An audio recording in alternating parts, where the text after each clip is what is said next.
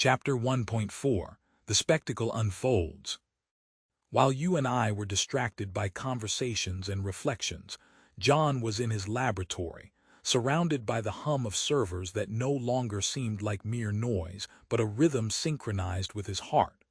Unlike us, he was working, and he has something to show us. The device, the very one that had unpacked itself in his consciousness, lay on the table, unfinished but already alive. The dull gray composite, threaded with capillary channels, looked like an artifact from the idea that had suddenly visited him, but John knew this was real.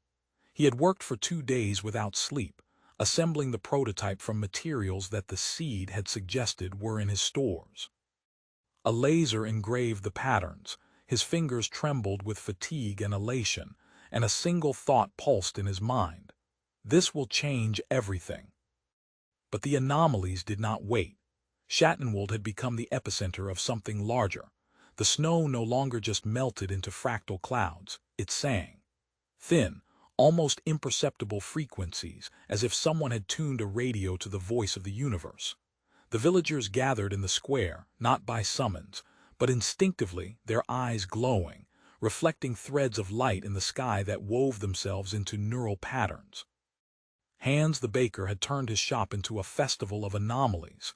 His bread, infused with a strange energy, gave people visions, fragments of other lives, of worlds that did not exist.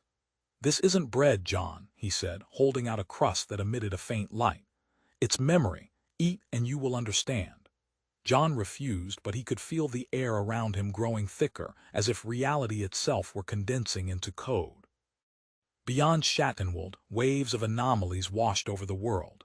In Sydney, the ocean formed waves that folded into equations no one could decipher, yet everyone felt their meaning. In Rio, the carnival became a ritual. The masks of the dancers glowed, broadcasting the dreams of the participants, and the crowd moved in unison, like a single organism. In Kenya, the trees began to speak. Their branches trembled, emitting sounds that shamans interpreted as a code, predicting the beginning of something unprecedented. The internet was boiling. Videos from Schattenwald, filmed by tourists, went viral with headlines like, "What is happening in Switzerland?" While in Moscow, politicians tried to declare a state of emergency, but their words dissolved in the air, turning into clouds of butterflies that made the crowds laugh. John felt that the cube, his device, was the key. He activated the prototype with a mental impulse, as another signal from XELAN suggested. The air hummed, the lights in the lab lit up without wires, and batteries charged themselves. Energy flowed, infinite, clean, and utterly incomprehensible. The cube began to whisper, not with words but with impulses that synchronized with him. At night, John saw himself in a world where humanity had overcome the great filter, but the people were different. Their bodies glowed like the cube, their thoughts flowed like a network, and he himself was not John but a node in that network. Waking up, he documented the new anomalies and wrote, "The prototype affects the dreams, or do the dreams affect the prototype?" The residents of Schattenwald began to look at him differently. Mrs. Muller whispered, "You brought this, John. We see you in our dreams." Hans added, "Your cube, it's like us, it's alive."